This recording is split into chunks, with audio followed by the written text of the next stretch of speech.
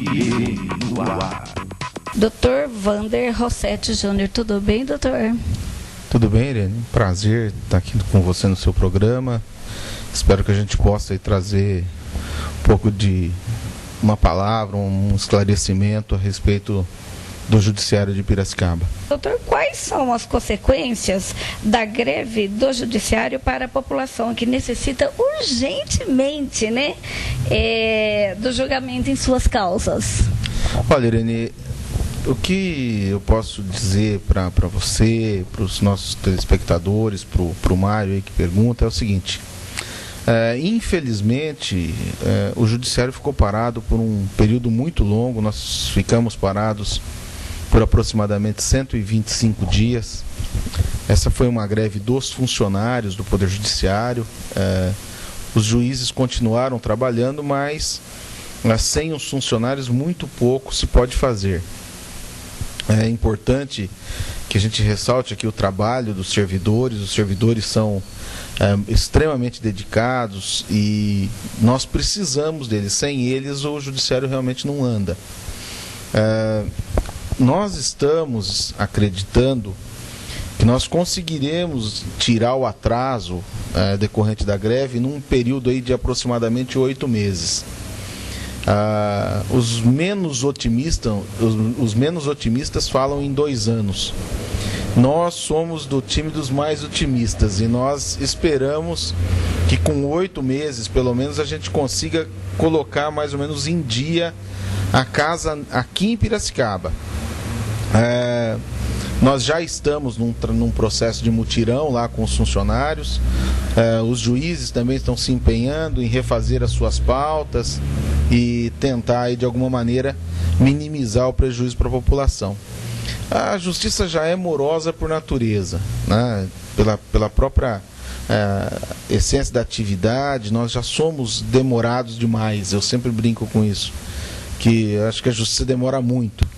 Nem sempre a justiça muito rápida é uma justiça boa, mas via de regra uma justiça muito demorada não é uma justiça boa. Nós aqui em Piracicaba temos lutado muito para conseguir reduzir o tempo das demandas e a gente vinha num processo bastante positivo em relação a isso. As pautas estavam com, em média, 3 meses e os julgamentos, por exemplo, nos casos das varas criminais de réus presos, nós estávamos conseguindo julgar aí com 3 a 6 meses um processo. Então, nós vínhamos num processo muito positivo de agilização do judiciário local. A greve vai dar uma emperrada no nosso desempenho, mas nós temos esperança de retomar essa agilidade, de retomar essa rapidez no julgamento das demandas, pelo menos em Piracicaba. Mas houve uma melhora, né? Com certeza, né, doutor? Porque antes era bem mais demorado, a gente sabe disso, né? Ao longo dos anos nós melhoramos, eu acredito até que bastante, né? A informatização contribuiu bastante, o empenho dos funcionários, o empenho dos juízes, né? A adaptação de alguns equipamentos que nós tínhamos, o próprio funcionamento do juizado especial, tudo isso contribuiu para essa agilidade. Infelizmente nós tivemos aí um retrocesso com o problema da greve, mas nós vamos retomar isso. Tenho certeza que num período muito próximo a gente possa, mais uma vez, pode estar comemorando essa agilidade, a retomada dessa agilidade. Doutor, a população, às vezes, elas querem que as suas causas sejam julgadas assim, mais rápidas, né? Existe aquele processo liminar, né? O senhor pode falar um pouquinho sobre o processo liminar para a gente? O que é uma liminar? Na verdade, veja bem, algumas medidas, algumas ações requerem uma decisão extremamente rápida do juiz, né? Em função disso, em algumas situações, a lei possibilita ao juiz que decida liminarmente, ou seja, de pronto, tão logo entre a medida. Então, só para a população entender, o advogado entra com o processo imediatamente vai às mãos do juiz, que analisa aquilo, verifica se há a possibilidade de antecipar uma decisão para discutir depois. Então, Quando isso se faz de uma maneira muito clara, o juiz, então, dá aquela decisão, aquela liminar que a gente chama, às vezes sem ouvir a parte contrária. Ele não vai ouvir ninguém. De plano, ele já dá essa liminar. Embora ele... Geralmente, ele é favorável ao autor, doutor? Nem sempre. Nem sempre. Nem sempre. Mas eu vou dar um exemplo que talvez fique claro para a população. Por exemplo, aquelas ações de remédio. O cidadão entra lá com um pedido de remédio porque a secretaria não está fornecendo aquele medicamento. Se nós formos esperar o julgamento do processo para decidir se ele tem direito ou não, isso vai demorar muito e muitas vezes o paciente pode até morrer.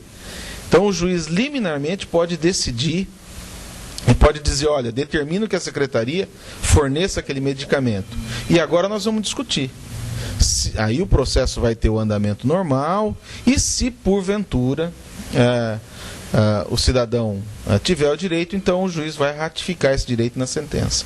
Então, na verdade, a liminar é uma antecipação dos efeitos que se pleiteia com o processo em razão da necessidade e urgência. Então, veja, nem sempre isso é favorável. Vou dar um exemplo.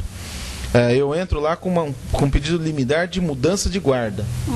Se eu não demonstrar que existe o perigo e a necessidade dessa decisão liminar, nem sempre eu vou ter essa decisão favorável. Então, não é possível dizer que aquele que pede a liminar efetivamente vai ter o seu direito atendido liminarmente. O que impede que as leis em nosso país, que impede que elas sejam cumpridas? Olha, nós temos sempre dito o seguinte, no Brasil tem uma coisa engraçada porque... No Brasil nós temos uma máxima assim que a lei pegou, a lei não pegou, né? E veja bem, no judiciário nós buscamos dar efetividade àquela lei.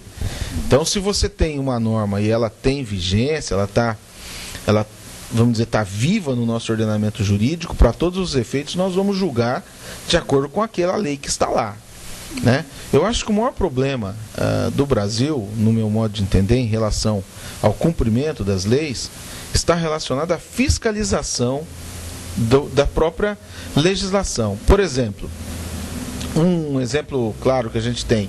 Nós tivemos aí recentemente o problema da bebida e do volante, né? Então, a chamada lei seca aí. Veja bem, se porventura para nós chegar uma ação em que o cidadão bebeu e se colocou a dirigir e efetivamente causou dano a alguém, claro que nós vamos aplicar a norma em todos os seus termos.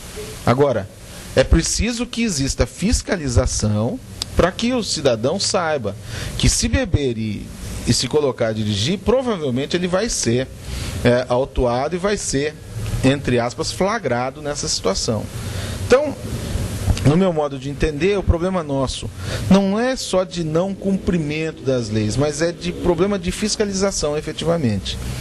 Nós temos aí uma série de leis que hoje têm vigência e que muitas vezes a gente passa até despercebido em relação a elas, exatamente porque não se fiscaliza de maneira adequada. Não estou aqui fazendo crítica a ninguém, eu estou só dizendo que nós precisamos melhorar o nosso sistema de fiscalização. Certo. E, doutor, e o senhor é a favor da mudança das leis brasileiras? Olha, o tema é bastante amplo, porque quando a gente fala em mudança de lei, a gente precisa verificar em que aspectos ou em que pontos a legislação deve ser mudada. Particularmente, em relação ao Código Penal e ao Código de Processo Penal, eu penso que nós deveríamos ter uma reformulação, sim. Né? Nós tivemos algumas mudanças recentemente, algumas alterações bastante significativas, mas elas ainda são insuficientes.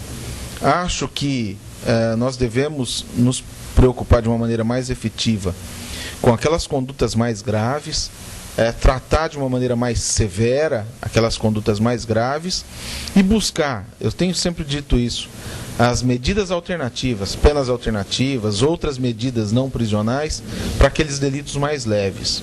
Mas é preciso que nós vejamos, que nós analisemos todo o nosso conteúdo jurídico penal para verificar o que efetivamente é grave, o que efetivamente não é.